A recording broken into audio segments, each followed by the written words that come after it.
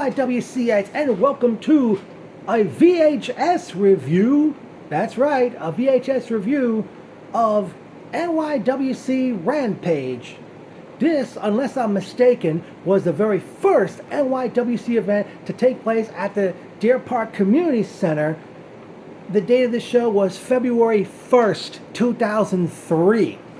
Yep, I went way back with this one, folks. I hadn't watched this show in a long time. And basically, I don't know if I can say this was the catalyst. I mean, to show you that how huge this company has come leaps and bounds since this very show. But here's what went down this very event. We started with a singles competition, as we have Dances with Dudley, also was known as Chief Dudley, who came to the ring to George Thorogood's Bad to the Bone, as he went one-on-one with Curse. Remember that guy? And insert your four-letter profanity word here, folks. Curse gets an early advantage in the match. Dudley takes over. He eventually misses a moonsault from the top rope. Curse is kind of mocking Dudley, going, woo! And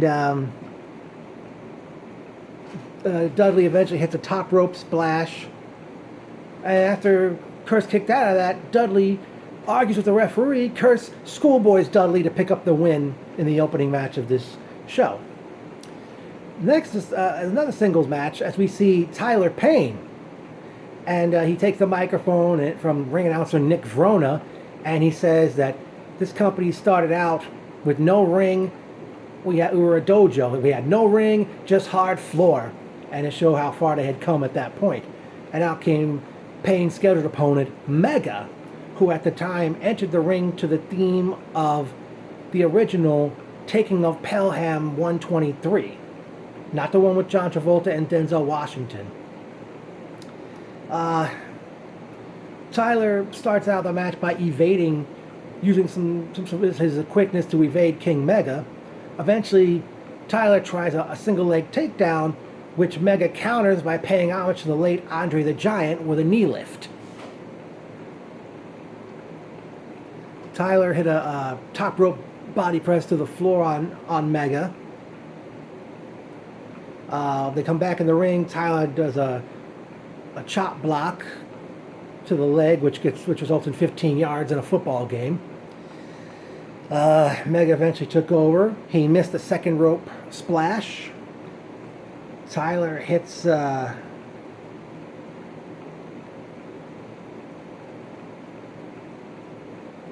some kind of jump kick. I can't even remember what it was.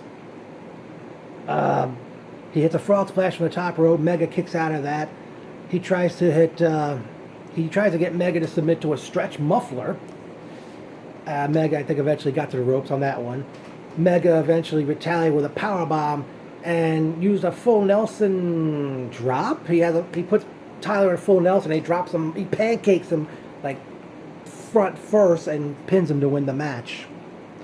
Next up was a match for the Tag Team Championship, as Team Corona, Spider and Maximilian, who come to the ring, and Spider is pushing a shopping cart, and Maximilian's in the cart with a whole bunch of beer cans, presumably empty ones, as they challenge King Nothing and Nuke with their manager Tommy King.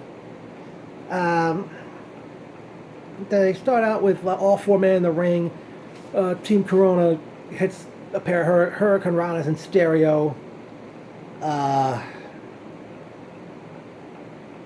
Eventually, I think Nuke and Nothing use a double backdrop. King, late in the match, King Nothing... Yeah, late in the match, King Nothing accidentally spears manager Tommy King. Maximilian gives a bulldog to... I can't remember, it was the Nothing or Nuke. And Spider went for a slingshot 450 splash, but it looked like came off as a senton and pinned him, enabling Team Corona to win the Tag Team Championship from King Nothing and Nuke. Next up, out comes Prince Charles, and basically, I think he kind of lost the crowd. I'm sorry to say it. because and the microphone was not that great seemingly, because Charles wanted ring announcer Nick Vrono to clean it and wipe his fingerprints all off of it, and also Charles was claiming I tried to be nice, and he says, I got nothing but disrespect from this crowd. Eventually, Greg Stengel comes out and he tells Charles, "This is my show, all right? You don't do anything unless I allow it." And eventually, Charles brings up Johnny Ova, OVA, to about something, and Johnny Ova comes out and he says to Prince Charles, "I don't know who you are," and Ova was going off on Charles, and eventually, like, Stengel's looking to go after Ova, but Curse, I guess, came through the crowd or something. He grabs Stengel, gives him a DDT, and Ova gives Charles a super kick, and Curse says, "We are the NYWC," until Wayne the convenience store guy, remember him? And Trekkie hit the ring with chairs, chasing Curse and Ova out of the ring. The next up is a tag team match, as we see the aforementioned Wayne the convenience store guy and Trekkie do battle with Brock Vendetta and Jay Silva, collectively known as the Orgy of Violence. I had seen both Vendetta and Silva had made a few appearances in USA Pro Wrestling as well. Vendetta certainly had a look. I mean, I don't know what led to him leaving the business. And Jay Silva, his cousin Jamie, used to, years later, eventually met me, sitting with me one night at an NYWC event at the Deer Park Community Center. Oh man, my leg. Eventually, almost at the onset of the match, Trekkie and Vendetta have a bit of a pose down. Eventually, Silva pinned Wayne with his feet on the ropes to win the match for the Orgy of Violence, the OOV. I won't say that 3 times fast. Up next, we see a match. We see Johnny Ova defending the light heavyweight championship against Dan Barry. The early going, Ova jumped off the second rope and caught Barry with a tornado DDT. While Barry was on the apron, Ova hit a spin kick to the floor, then hit a body press from the top to the floor. Barry eventually got control, hit a moonsault. Eventually, Ova, it looked like he was going for the code red, but he didn't. Instead of, like, once he hooked his legs on Barry's arms, he didn't, like, take him forward. He kind of twisted him around into a pinning combination. Barry kicked out of that. Eventually, Ova then nails Barry with a Michinoku driver. Barry eventually responds with 2 DDTs into a spin doctor neck breaker. Then Ova hits what the Pete Scat and it was Mike Scat and Pete. I apologize for getting his last name wrong. Mike Scat and Pete, they were the commentators for this show, as well as the early days of the company and for this very show that I watched. And it was a move they said that Ova called the Penetrator. It kind of looked like Low Key's Key Crusher, and I remember Kevin Matthews had a move like that, which he called the Ego Driver. Ova hits that move, and I believe Barry kicked out of that. The pendulum swung back to Barry's favor as he responded with his own Michinoku driver. Ova had placed Barry in a Boston Crab.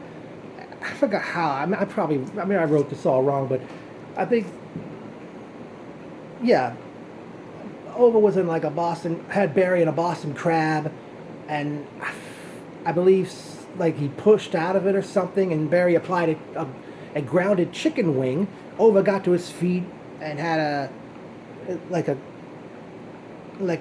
Ova had like Barry, on his shoulders, gave him the Amityville Horror, which was Chris Chetty's finishing move in ECW. Ova was standing on the top rope, but Barry managed to position his feet to kick the top rope and cause Ova to get crotched. And Barry delivered a top rope spin doctor onto Ova and pinned him to win the Light Heavyweight Championship. Next up, in six-man tag team action, we see the Grim Reaper joining forces with the Solution, Papa Don and Havoc, accompanied to the ring by the Sure Thing, John Shane. And they did battle with Diabolico, and his partners were Danny DeMonto and too cocky Kevin Matthews. Funny thing, when Reefer and Solution were coming to the ring, one of the commentators referred to Reefer as Luther, and as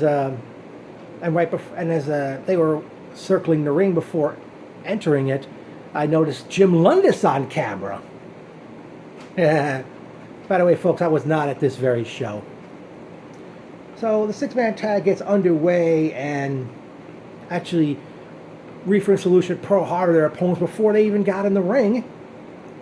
Kevin hits a Cactus Jack clothesline onto Havoc over the top rope to the floor. Havoc gives DeMonto a spine buster. Reefer eventually gets Kevin with a senton bong, B-O-N-G, where he walks the top rope like it's a tightrope act, and then does a senton match, bomb, but he goes on senton bong. Havoc gives Kevin Matthews the Samoan drop. Diabolico hit a leaping top rope X Factor on Reefer. I apologize if I made that mistake. Then eventually Diabolico was taking so much punishment, Danny and Kevin couldn't take it anymore. We had a Pier 6 brawl, which eventually sees Danny miss his splash from the top rope onto Havoc. Then Papa Don misses a headbutt from the top rope on Danny. Diabolico misses an elbow drop from the top rope. Reefer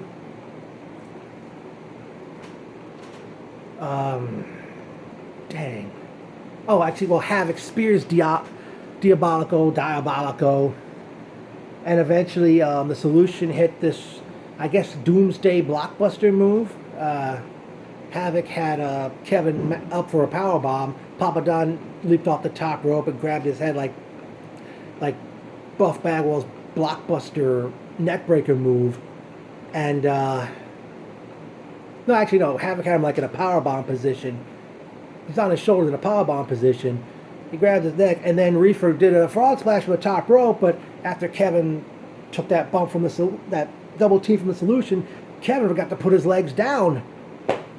So, but nonetheless, that was how the match ended. Reefer scored the pinfall, enabling him and the Solution to win the match. Then up next was the match that really stole the show. It was a best 2 out of 3 tables match, pitting Livewire, who later became Mikey from the Spirit Squad, and we know him as Mike Mondo, as he went one-on-one with Maniac Mike Mayhem. Whew. Early going, Mondo hits an exploder suplex.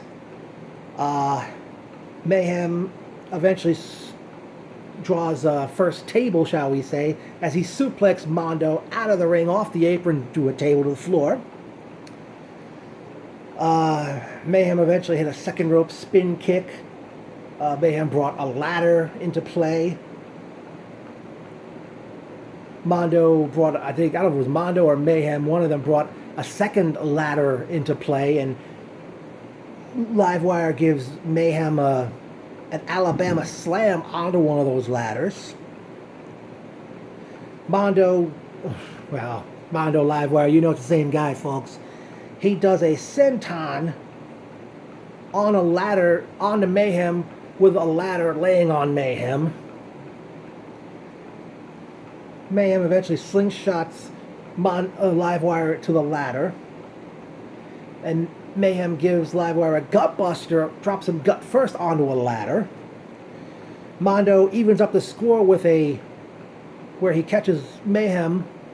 He's climbing the ladder, and Mondo grabs him for like a razor's edge, but it was seen more like an awesome bomb off that ladder, sending Mayhem crashing through a table in the opposite corner, which evened it up at 1 table each.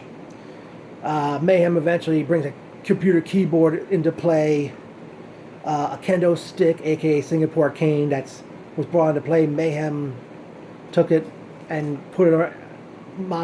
They both had it in their hands, and Mayhem used it on him like a swinging neck breaker while the cane was on the front of his neck.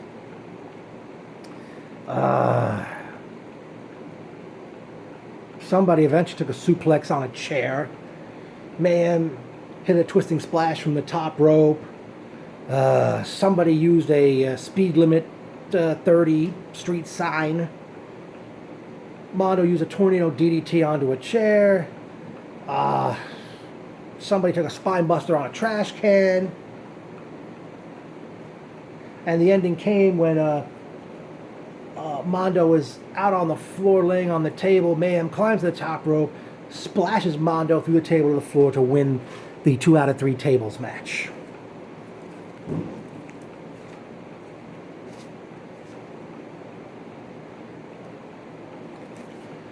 Okay, next up, we were scheduled to see a match for the Interstate Championship as Southern Vinny Stylen, who passed away years later, he was set to challenge J.D. Licious for the Interstate Championship.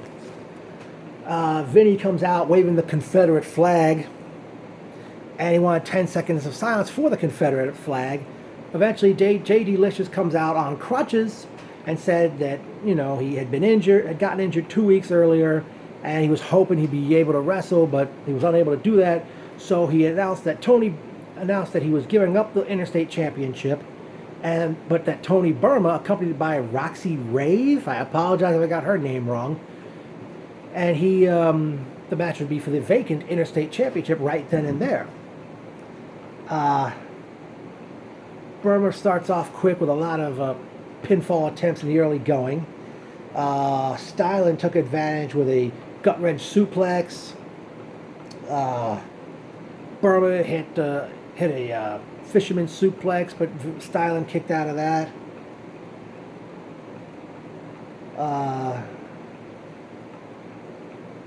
Stylen hit a sunset flip powerbomb off the top rope. Burma with an overhead belly-to-belly superplex, or over-the-shoulder superplex, I should say. They hit a double clothesline on each other. Stylen tried to pin Burma with his feet on the rope, but the referee caught him. Eventually, Roxy Rave, again, I apologize if I got her name wrong, she comes up to the apron, and she hits,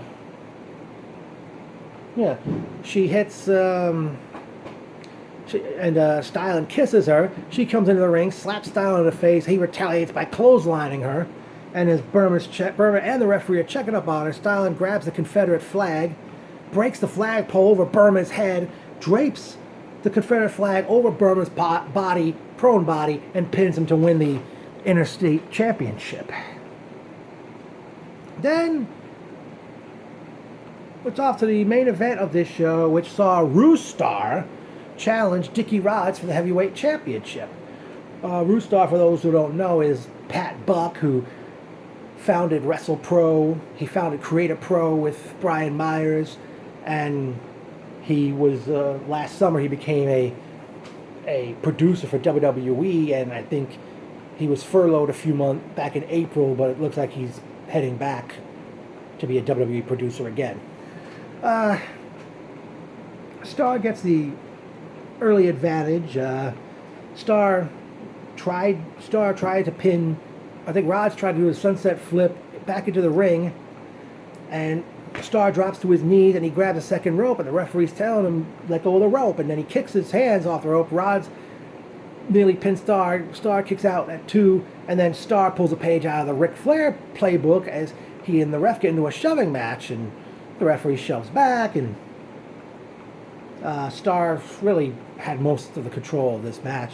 He used a chin lock, he used a sleeper hold, which Rods escaped from. Star used the old stunning Steve Austin stun gun move.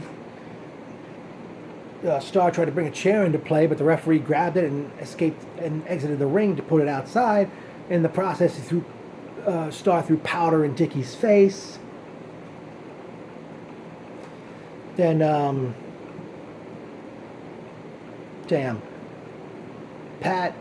Starr, the finish, Starr was going to had Rod's legs open, and he was going to drop his leg in the middle of Starr's legs, but instead Rods grabs